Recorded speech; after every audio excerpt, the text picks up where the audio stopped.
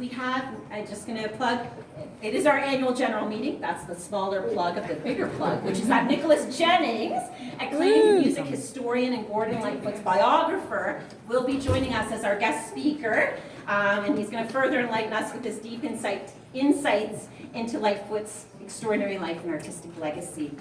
And this is so valuable right now, just to see what we're doing, because we are embarking on our next strategic planning process. If you've been downstairs, we're presenting some statements, because we want to hear from what you think about what the museum is doing, what we can be doing, and help us see ourselves in the next 5, 10, next 25 years. So thank you all for joining us as we celebrate not only a remarkable artist and an incredible event, but the enduring power of music, memory, and community. These exhibitions are a testament to what can be achieved when two culturally rich organizations, the Aurelia Museum of Art and History and, of course, the Mariposa Folk Festival, come together with a shared passion to honor the voices and stories that define who we are.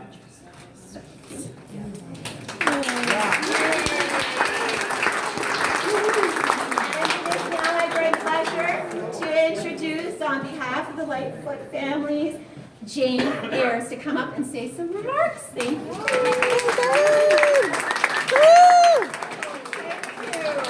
Thank you all for coming tonight. It's a great honor for us to be here. In our hometown, I was born and grew up in Aurelia. Of course, left probably 72, 73. Our mom was Beverly. My sister's Peggy, and our mom Beverly worked for Gordon for many years.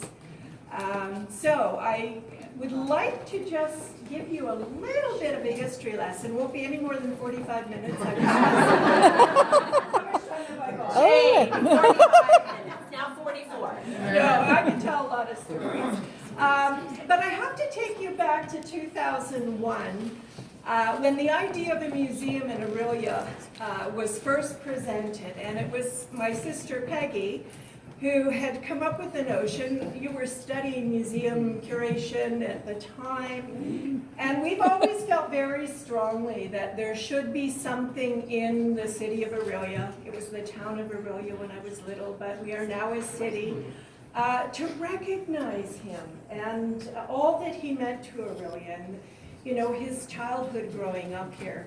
So in 2001, she put together a proposal supported by our mother and presented it to Gord, or Gordon, I don't know how, we call him Gord, but Gordon, whatever, Uncle Gord, presented it to him. I think you met twice with him.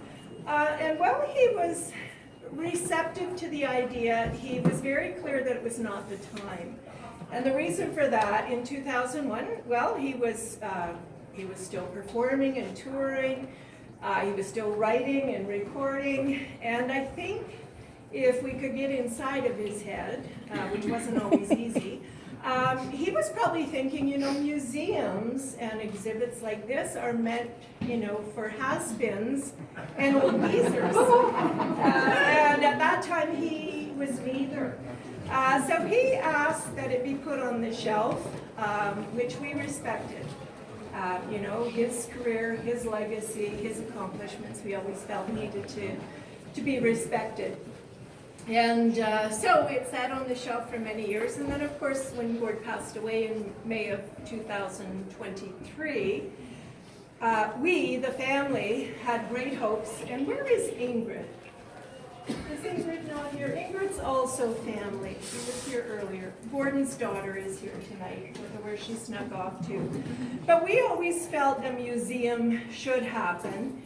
And initially, I know the city of Aurelia was very interested, had a strong vested interest in seeing a museum happen. And we were told quite firmly, unequivocally, that no, there would be no museum. And that everything was going to go up for public auction. And it was a little bit heartbreaking for us. But the executors of the estate, which was not family, we respected that.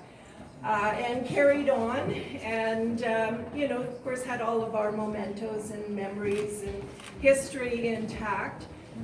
And then it came to a point where all the stuff went up for public auction. And further heartbreak, because we were seeing stuff in the public auction and we went, oh my God, is that Graham's gold record? How the heck did it end up in an auction house in Texas? And through a series of moves, and I guess you could call it a series of not really unfortunate events, but Graham's property, Jessie Lightfoot, who lived on Harvey Street here in Aurelia, her property, when my mom tidied up the house and sold it, all went to Gordon's house because he had the room to store it. And then years passed. You know, if you've ever taken care of a parent's estate, don't let the stuff sit in your basement for 25 years. That's my one piece of advice. So there was her gold record, and we reached out and we said, is there any way that could be returned to the family? That would mean a lot to us. And to just bring Jessie's gold record home, she and my grandfather were incredibly proud of Gordon's accomplishments, just incredibly proud. And again, response we got was, no, if you want it, you can bid on it. So, not to digress, but that's kind of what happened until this anonymous, benevolent, incredible individual who all we know, we don't know who she is. I believe it's a she, but we still don't know. She's asked to remain anonymous. Started to buy up these items and then contacted OMAH, remarkably, contacted you, I think, Nanette, and asked, you know, she wanted to donate it back to Aurelia. So I don't know if she's got roots in Aurelia, if she's from Aurelia, I have no idea. And one of the items that she bid on was this precious gold record. And so it will be returned to Aurelia, to Jessie's home city, hometown, where it belongs, and we couldn't be prouder. So all of that being said, that wasn't too bad of a history lesson, boiled down. But here we are today, and there is a museum, and regardless of what Gord did or didn't think about the idea of a museum, I have to tell you, he was a very humble person who I at times thought was uncomfortable with the idea of celebrity. I remember years ago when the city first put up the sign, Home of Gordon Lightfoot, and he contacted whoever he needed to contact to have it taken down. Sam the Record Man, Sam Snyderman on Yonge Street. We were driving down Yonge Street and he spotted his album in the front window of Sam the Record Man on Yonge Street, and stop the car, stop the car. Went in and asked that that be removed. And he was just a very, not to disparage him, but we often used to say if it weren't for his musical talent and his genius, he might have been driving a Wags laundry truck, which was our grandfather's work. You know, he worked and managed Wags laundry and dry cleaning. I think, and I hope family agrees, that he would be incredibly proud to have this recognition in his hometown. Aurelia meant a lot to him, a lot. You know, his songs that he wrote, even the song about cuckoo, cuckoo, cuckoo, can't get past that one, but that was one of his songs, and you know, this was his hometown, so to have an exhibit honoring him does mean a lot to us as the family. Again, he didn't recognize his celebrity. I remember one year we were at my mom's house in Barrie at Christmas, and of course we're all on our phones, and he never had a phone, never had a computer, never had an answering machine, never had a cell phone. And it's like, what are all of you doing on your phones? And I leaned over, I said, watch this. So I typed his name into the Google machine, and you can imagine what popped up. And his eyes, you know, it was really intense, and his eyes got very narrow, and he looked at that. How did all that get in there? So anyway, that's who he was, very humble, didn't want a lot of attention. But with him being gone, I think at this point, it's very well deserved. And I would like to thank Nanette, and I would like to thank Hannah, where is Hannah, for all your work on the exhibit. We're told it's going to be a rotating exhibit, which is fabulous. Yeah, so every 6 months we'll refresh it. Yep.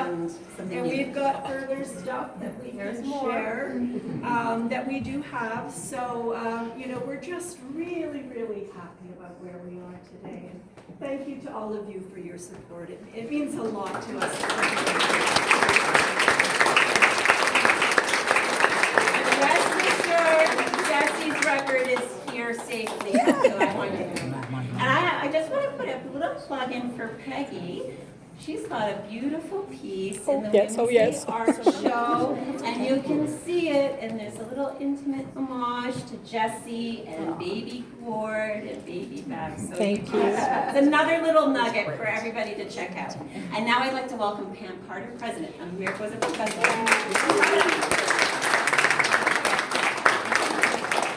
Next to that.